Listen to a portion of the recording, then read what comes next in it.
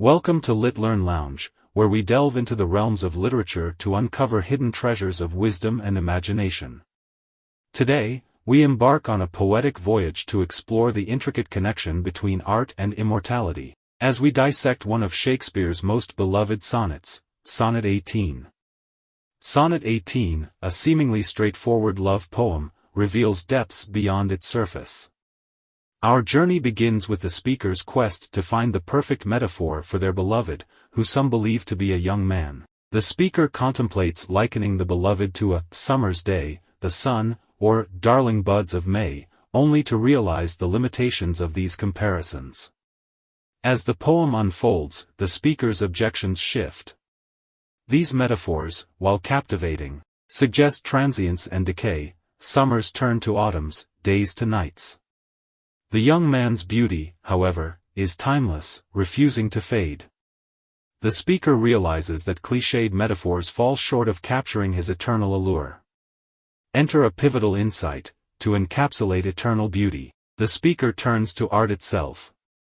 Just as the young man's eternal summer remains unchanging, the lines of the poem, too, are eternal. They stand the test of time, unaltered by the passage of years.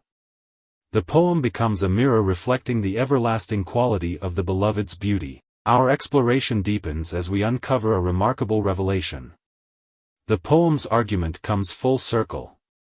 The young man's beauty is not just likened to art, it gains immortality through the poem's verses. The poem becomes a conduit through which the young man attains permanence and immortality.